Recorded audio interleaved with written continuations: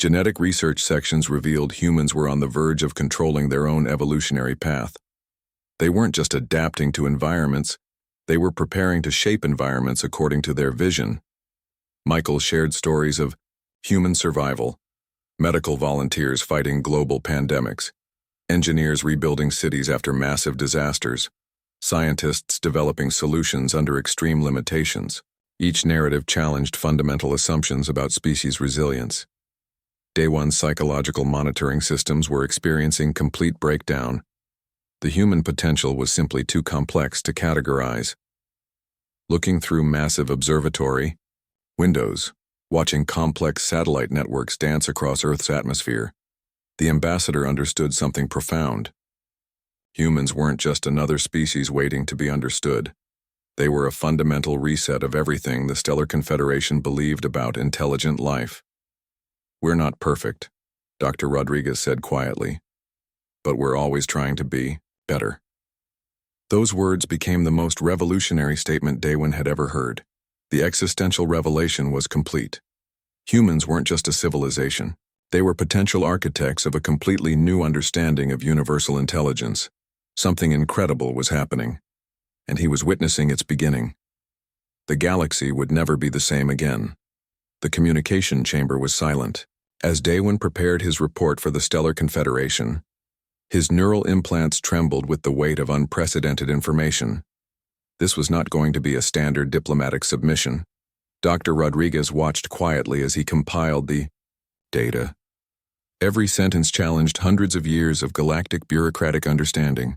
Humans were not just another species to be categorized. They were a quantum anomaly that defied conventional classification. The first paragraph set the tone. Humanity represents a fundamental evolutionary wildcard that cannot be measured by traditional xenological assessment protocols. Multiple holographic screens displayed complex data streams, human technological progressions, social adaptations, problem-solving methodologies. Each visualization demonstrated capabilities that should have been impossible for a supposedly developing species. Daewin's hands moved across quantum communication interfaces, translating complex observations into a format the Confederation would understand. But he knew they would struggle. How do you explain a species that transforms destruction into opportunity? A civilization that views challenges as invitations for innovation? The report detailed extraordinary human characteristics: rapid technological adaptation, unprecedented problem-solving capabilities, moral evolutionary patterns, complex emotional intelligence, ability to transform systemic limitations. Michael Thompson, the retired astronaut, contributed critical insights. His personal experiences of human space exploration revealed something profound. Humans didn't just explore space. They reimagined their relationship with the universe. "We're not conquerors," Michael said. "We're explorers. We go not because we want to control, but because we want to understand." Those words became a critical section of the report. Genetic research data showed humans were on the verge of controlling their own evolutionary trajectory. They were developing technologies that could potentially reshape biological limitations. No other known species had approached scientific development with such comprehensive vision. Dr. Rodriguez added her own recommendation. Approach humans with respect, not as a species to be managed, but as potential partners in galactic development. The worse, psychological evaluation section was the most critical. Daewin described how human resilience defied all known scientific models. Their ability to transform trauma into progress, to rebuild after complete destruction, to create cooperative systems from conflict. These were not just survival strategies. They were evolutionary masterpieces. Environmental restoration projects demonstrated another shocking capability. A species that had nearly destroyed its own planetary ecosystem was now developing technologies to repair and protect it. Not through external pressure, but through internal moral evolution. Space exploration timelines became another revolutionary data point. From first powered flight to interplanetary probes in merely 60 years, a blink of an eye in galactic evolutionary terms. Most species took thousands of years to achieve similar progressions. The final recommendation was radical. Humanity must not be controlled, categorized, or underestimated. They represent a potential paradigm shift in our understanding of intelligent life. As the report transmitted across quantum communication networks, Daewon knew nothing would be the same. The Stellar Confederation's carefully constructed understanding of the universe was about to be thoroughly demolished. Quantum encryption systems carried the message, a transmission that would change everything. Dr. Rodriguez placed her hand on Daewon's shoulder. "Welcome to humanity," she said quietly. The report was sent. The galaxy would never be the same again. Somewhere in the vast cosmic darkness, something fundamental was shifting, and humans were at the center of that transformation. The key, unprecedented report became more than a diplomatic document. It was a herald of a new universal understanding. As months passed, the ship became more than just a research vessel. It became a home. Nara began to understand human emotions in ways no one expected. The child could sense tension, could predict potential conflicts, and would often intervene, in subtle ways to maintain harmony. During a particularly stressful navigation through a dangerous asteroid field, Nara walked onto the bridge. Without being asked, the child began making subtle suggestions to the navigation team. Calculations that would have taken hours were solved in minutes. The ship moved with a precision that seemed almost impossible. The crew realized Nara wasn't just learning. The child was becoming part of them, a protector, a friend, something more than anyone could have imagined when they first found the small broken creature floating among the asteroids. Hyun-Ki's research documents became more than scientific notes. They became a record of something extraordinary, the growth of an alien child who was learning what it meant to be part of a family. One night, as most of the crew slept, Nara sat in the observation deck, watching the stars, thinking about the moment of rescue. The child understood now what that single act of compassion meant. It wasn't just about survival. It was about connection, about understanding, about becoming something more than what you were born to be. The Horizon continued its journey through space, carrying its most unexpected passenger, a child who would change everything. As Nara grew, the ship began to feel different. Something was changing, and everyone could sense it. The alien child was no longer just a curious passenger, but had become an integral part of the Horizon's ecosystem. During a routine system check, the ship's main power grid suddenly experienced a massive surge. Alarms blared, warning lights flashed, and the crew prepared for potential system failure. But before anyone could react, Nara walked into the engine room. The child stood quietly, hands slightly raised. The chaotic energy around the power grid began to stabilize. Circuits that were overheating cooled down. Broken connections repaired themselves. Within minutes, the crisis was over.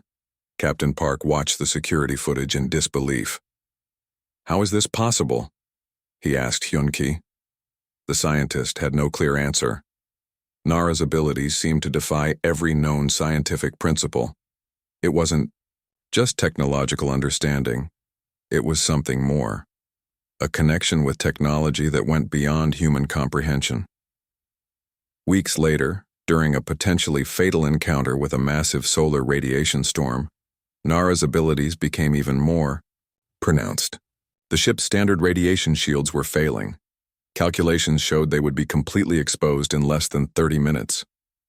Yuna watched in amazement as Nara stood near the ship's main window. A soft, shimmering energy field began to form around the entire vessel. It wasn't from the ship's standard systems. It was coming from Nara.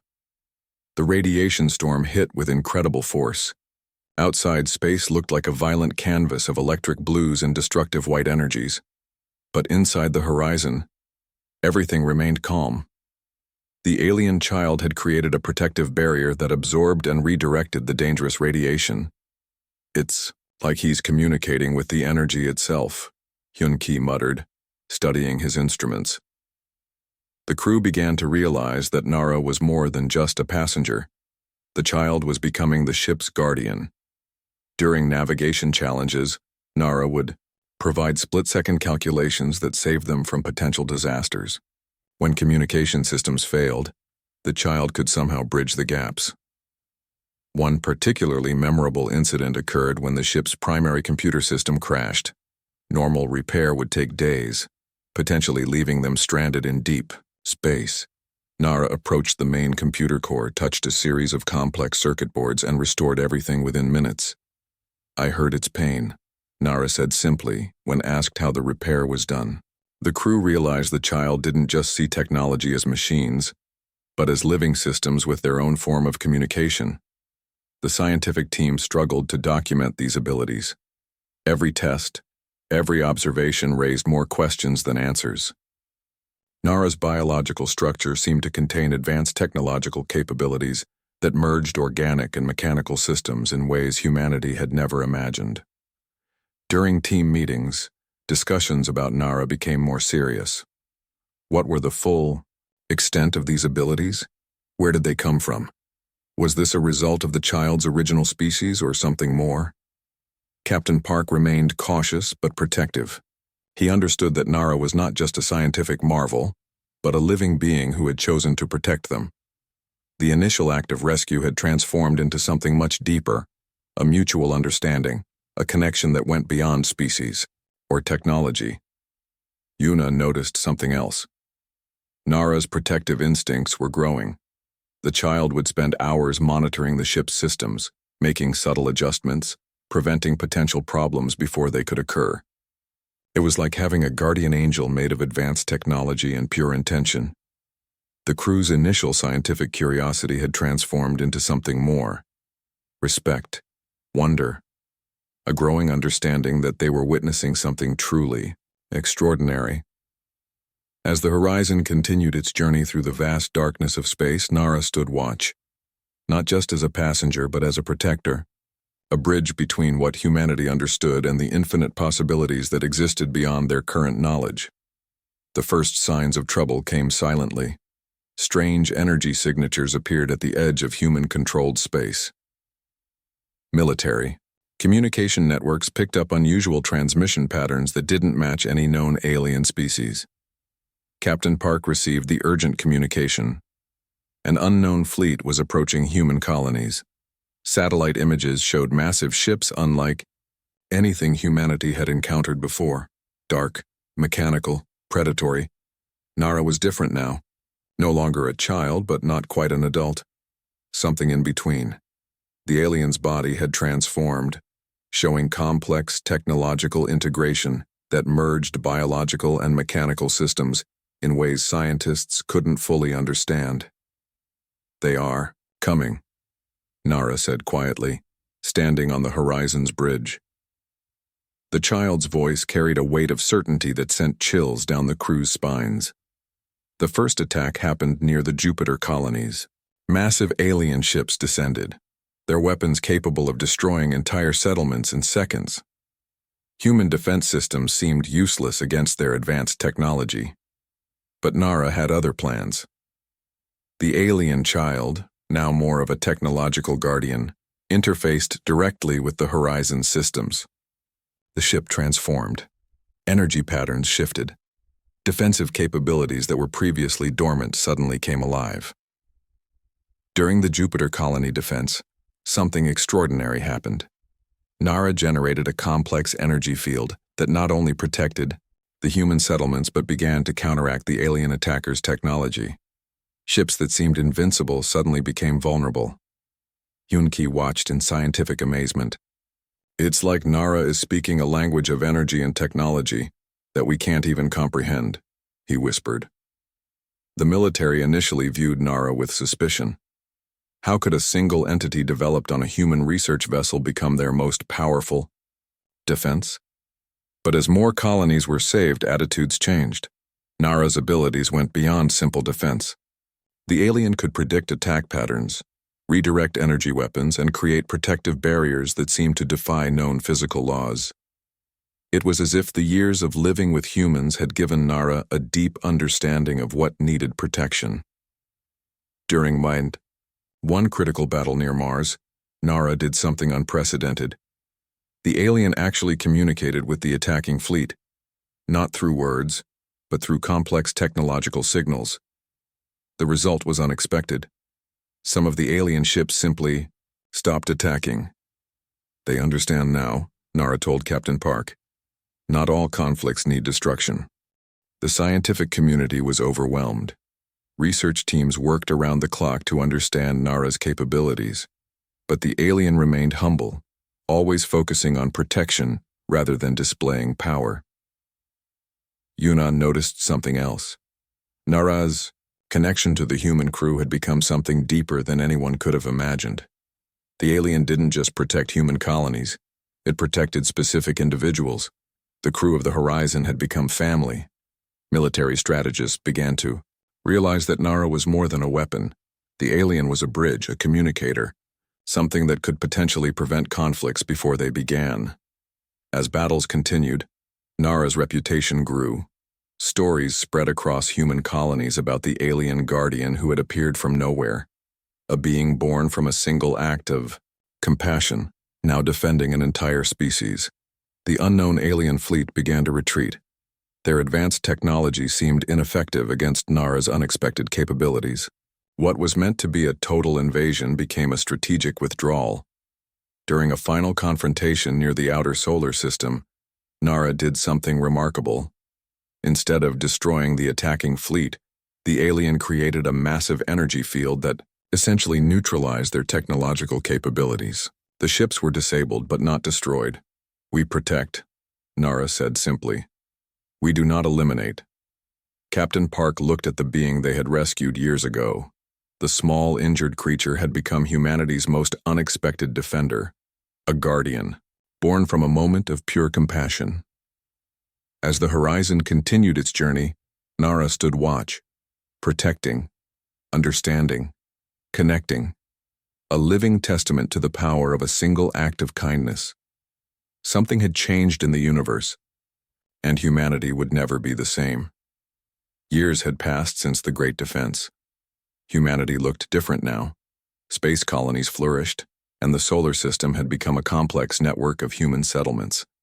And at the center of this transformation stood Nara. The alien was no longer just a protector but a diplomat. Diplomatic stations across human territories featured Nara as the primary negotiator for interstellar relationships. Something about the being's ability to communicate beyond traditional language barriers made it unique.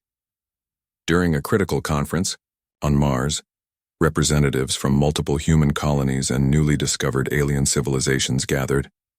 Nara stood at the center, not as a weapon, but as a bridge of understanding. "We are not alone," Nara spoke, the words carrying a depth of wisdom that transcended human language. "Our differences are our strength." Captain Park, now an older but respected admiral, watched from the side. The young alien he had rescued years ago had become something extraordinary. Not just a defender, but a cosmic diplomat. Scientific research continued to study Nara's unique biological structure. The alien's body remained a mystery, part organic, part technological, completely unique. Researchers discovered that Nara could communicate with technological systems across different species, creating connections that were previously impossible. Yuna, now leading xenobiological research, discovered something remarkable. Nara's biological structure contained memory patterns from multiple alien civilizations. The being wasn't just a single entity, but a living archive of cosmic knowledge. The first truly peaceful interstellar conference happened because of Nara. Multiple alien species that had been in conflict for generations suddenly found common ground. The aliens' ability to translate not just language, but emotional and technological intentions changed everything. Yun Qi's research revealed that Nara's original rescue was more than just a chance encounter. The alien species had a complex history of sending out guardians, beings designed to protect and connect different civilizations. Nara was part of an ancient cosmic plan. Human colonies began to change. Technologies developed from Nara's understanding started solving complex problems. Energy production became cleaner. Communication systems became more efficient. Space travel became safer. During one critical moment, Nara stopped a potential conflict between human colonies and a newly discovered alien civilization. Where military strategists saw potential war, Nara saw an opportunity for understanding. Conflict is a failure of communication, Nara would often say. These words became a philosophy across human territories. The original crew of the Horizon became legendary. Their decision to save a single injured alien had transformed human history. School children learned about the moment of compassion that changed everything. Nara never forgot the original rescue. Every year on the anniversary of that moment in deep space, the alien would gather the original crew members. they would remember the small, injured creature found among the asteroids. Space exploration reached new heights. Human colonies expanded, but not through conquest, through understanding, through connection. Nara had shown them a different path. The technological advancements were extraordinary. Energy systems that could clean entire planetary environments. Communication networks that could translate between thousands of species. Medical technologies that could heal almost any injury. But more important was the philosophical change. Humanity had learned to see beyond its own limitations, to understand that life existed in forms they could never have imagined. Captain Park, in his final official speech, spoke about Nara. "We didn't just save an alien," he said. "An alien saved us."